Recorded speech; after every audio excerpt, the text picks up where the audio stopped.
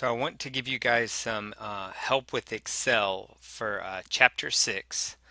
In Section 6.1, I think that's straightforward, so I'm not going to discuss that. Now 6.2, you can do using your tables fairly easy. So if you want to follow the example level videos and the text and do it that way, that's great.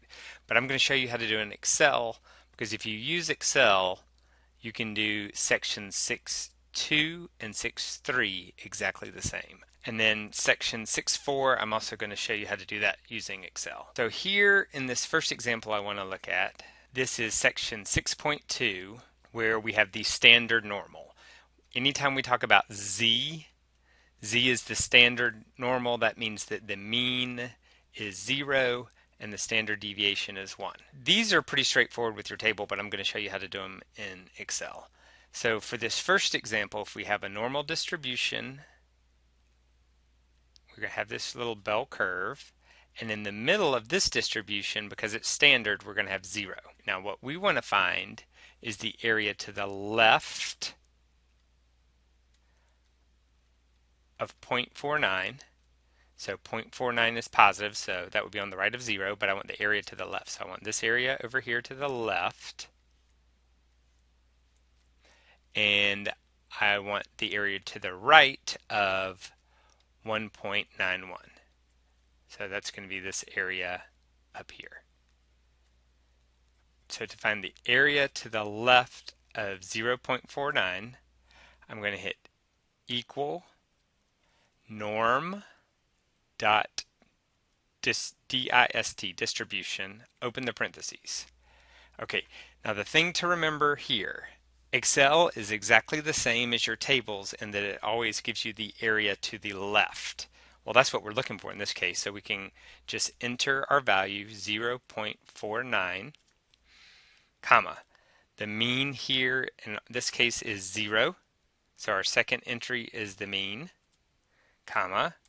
The standard deviation for the standard normal is 1, comma, and we do want the cumulative distribution. Everything in Chapter 6, we're always going to use the cumulative distribution, so you could either type the word true or put a 1 there. 1 standing for true, 0 standing for false. So that one was pretty straightforward. The next thing we need is the area to the right of 1.91. Now, Excel doesn't do the area to the right, just as the tables don't do the area to the right. So we're going to start off by going to the left of 1.91. Well, if I know the area to the left and the total area is 1, once I find this area, I can subtract it from 1, and what's left over is going to be the area to the right. So I'm going to hit equal norm dot distribution. My value here is 1.91, comma. The mean for the standard normal is 0. The standard deviation is 1, and I'm going to enter a 1 because I want the cumulative area. All right, so that's not exactly what I wanted. I wanted the area to the right. So to get the area to the right of 1.91, well, if the total area is 1, I'm going to do equal sign to enter my formula.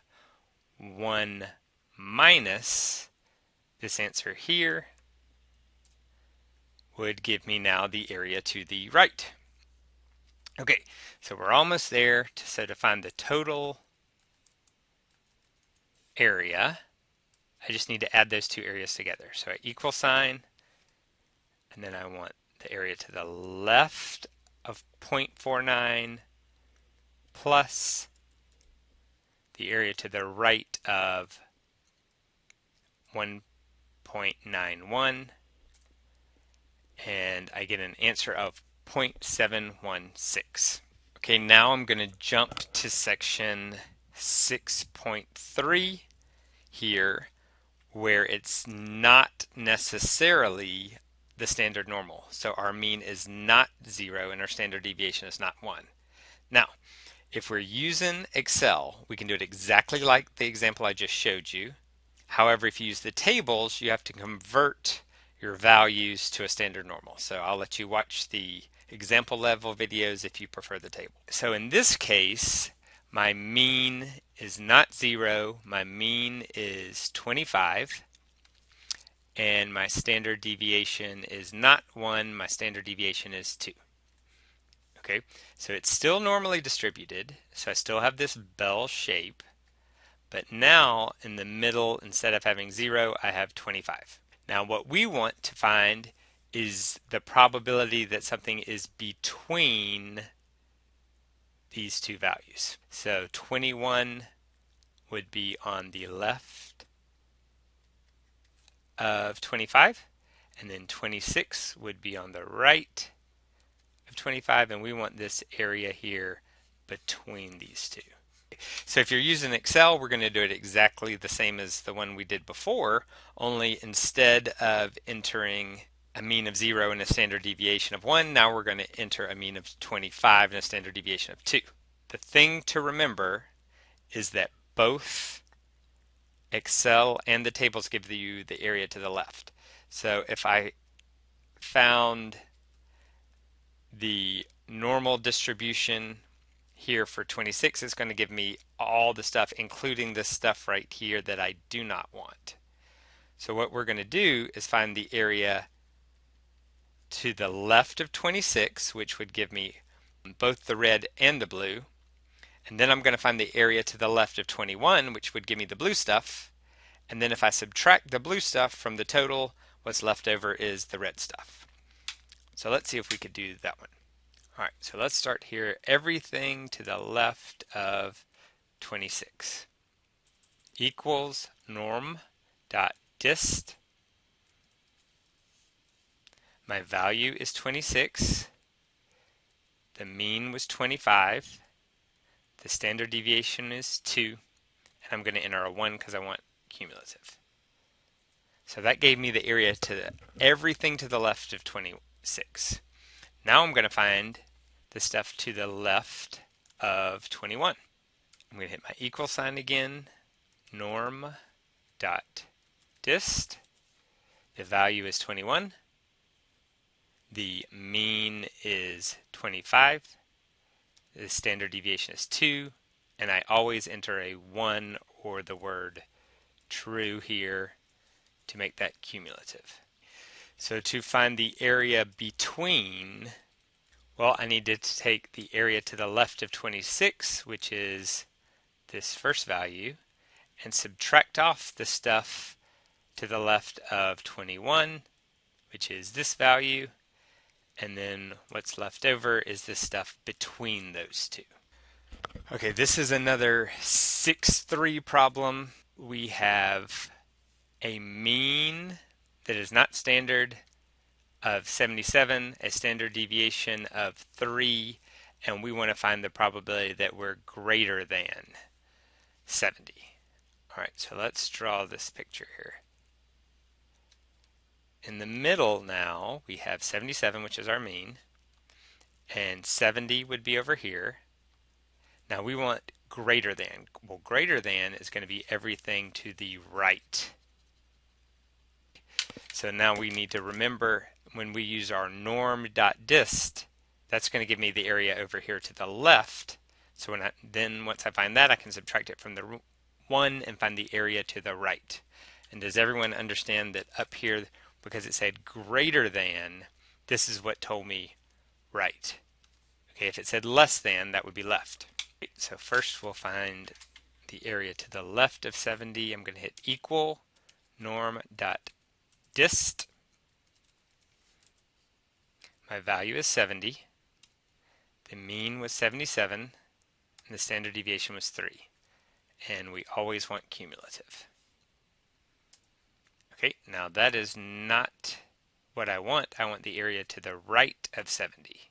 So if the total area is 1, well, if I do 1 minus the area to the left, what's left over is the area to the right. This one is an example of a 6.4 question. All right, and the reason I knew this was 6.4 is because I'm given some sort of percent or probability or area, and I am asked to find the value. So that's when we're going to use our inverse normal. So here, this is normally distributed. The mean is 496. So this is my mean. My standard deviation is 111. Okay, I want the top 3%. So what I'm trying to find is the value such that this area here is 3%. Well, I need to change that to a decimal. So 3% is 3 out of 100 or 0.03. Just like what we did before, the tables and Excel always go to the left. Now, I wanted the area to the right because see this says top. So, well, if I have 0.03 here and this total area is 1, well then I know that this area to the left is 0.97. All right, so how did I get that? 1 minus 0.03 gives me 0.97. Okay, so now this is straightforward. With Excel, we just need to use a different command because we're given the area and we want to find the value.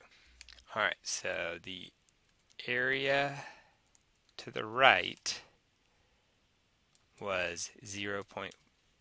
Well, that's not what we want. We want the area to the left.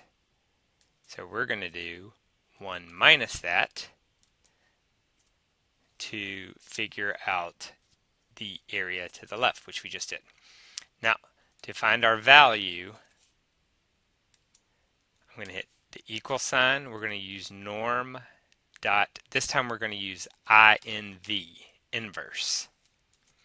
Okay, the probability, which is always as a decimal between 0 and 1 to the left, that is our 0.97, comma, the mean, I believe was 496, comma, the standard deviation I think was 111. Excel gives you your value. The only tricky part is you have to give it area to the left, not the right or the area between. Now this one does not give me a mean and a standard deviation. What you have to remember anytime you see Z, Z means it's a standard normal. The mean is 0 and the standard deviation is 1. Okay, so what we want is to find the two values, one down here and one up here, so that we have 0.9642 of the area in the middle.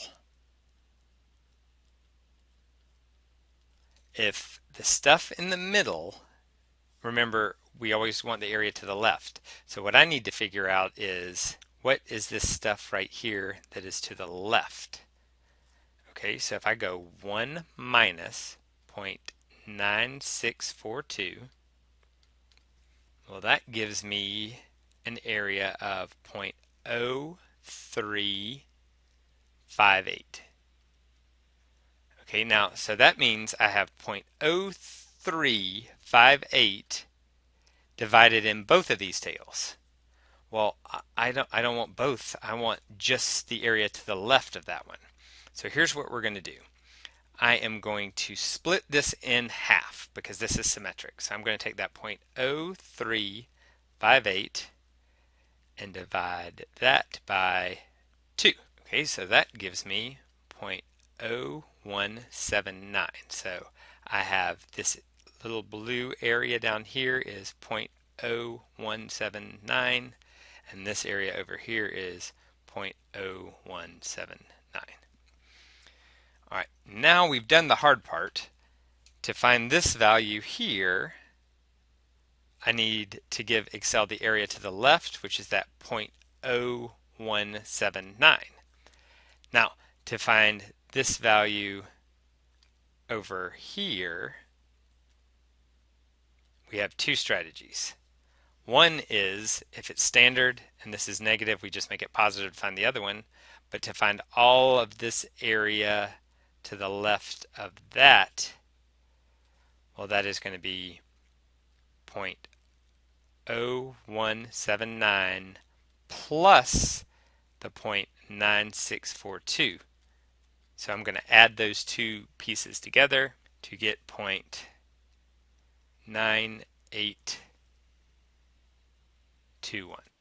All right, so to find our left value, I'm going to hit norm.inv, inverse.